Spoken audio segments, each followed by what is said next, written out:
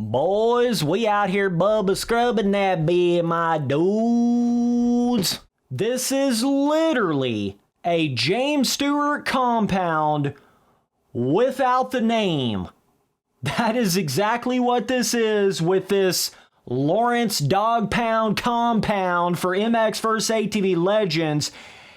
It is so similar to that James Stewart compound on Alive from back in the day. Everybody knows it. It was the greatest compound ever, boys. You just had to be there, boys. You just had to T-sip and be there, you know what I mean? But still to this day, you talk about compounds in these moto games, you go back at JS7 shit on MX vs. ATV Alive, that was a shit, boys.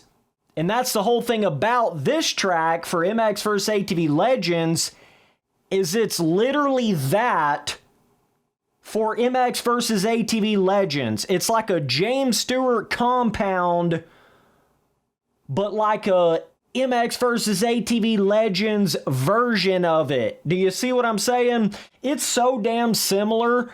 I don't think some of you guys fully realize it's not just like 69% similar. It's like so similar, not only visually, but also just the tracks and the terrain and the jumps and the ruts and everything, even down to the off-track trees and little palm trees and sand sections and everything about it. The lighting, literally every aspect of the track is so similar to that James Stewart compound that it actually was giving me deja vu that I was playing on MX vs. ATV Alive.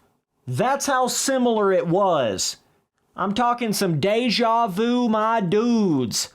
Like, it like your brain, I don't know, if you played enough Alive, you played enough on that JS7 compound on Alive, basically the only track in that game. So if you played Alive, you know, that's pretty much the track you were playing most of. It was really the only, you know, actual Supercross tracks on Alive.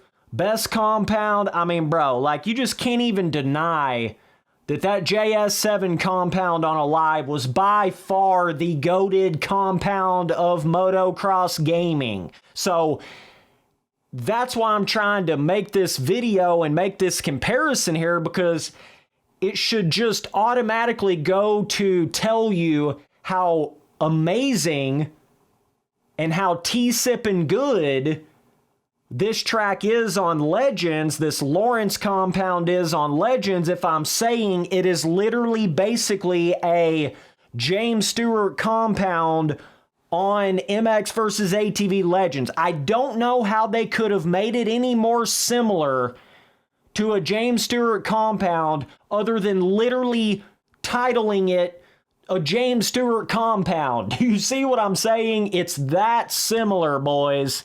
I have not deleted any videos, okay? These boys out here don't even understand, all right? I'm just telling you, though, I've not deleted any videos. If they would have had the rights to make a James Stewart compound, they literally could have just slapped the name on this right here, and it would have worked. It would have worked. That's how similar it really is to it. You know what I mean? And the fact you can go in here, like, make these James Stewart replica-looking dudes in the game with the Red Bull helmets and 7 gear, and you could do whatever era of James Stewart you wanted to do. You could do, like, a Yamaha, you could do, like, a Honda, Suzuki, you know, Kawasaki, Dokomoto Saki. You could do whatever you wanted to do, and it would give you, like, a cool kind of replica, feel like you're riding as James Stewart on something that is basically a James Stewart compound for MX vs. ATV Legends. I mean, that is exactly what this is. I don't even know how they could have made it any more like a James Stewart compound. This is what I try to mean when I say it's just different than having something like a Ricky Carmichael Goat Farm compound, or like a, Axel Hodges sleigh ground compound or something like that.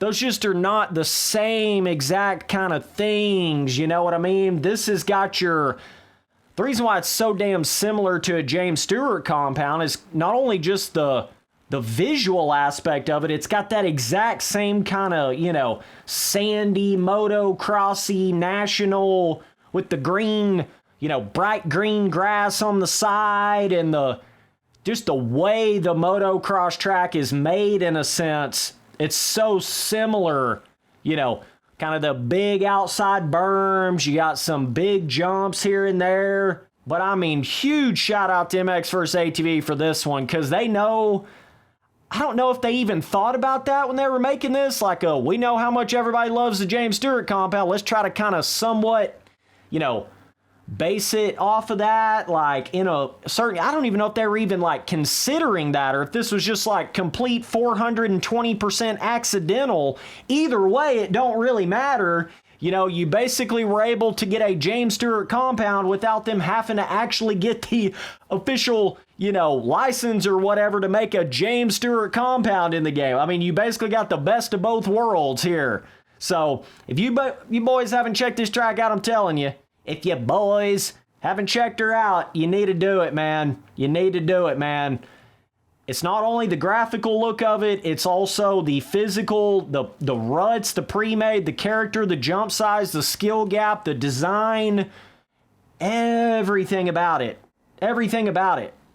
It is a, 11 out of 10 style Legends track. Probably the best compound. I mean, it is the best compound.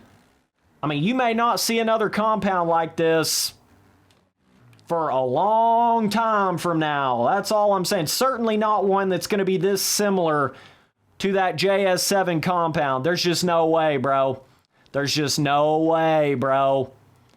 This is kind of crazy, the like crossover that this really has. You'd be finding that little 50cc Yamaha pit bike over here somewhere. That would have been cool if they could have done some little Easter egg or like throwback to it or something. Damn, that's like a ramp in between there. Spency boy, stay silent, because I'm at war and we very patient. You don't get it, boy, I'm telling you. But keep assuming, keep having all them assumptions. That's gonna make you look real stupid some point down the road here, bro. Just telling you, bro.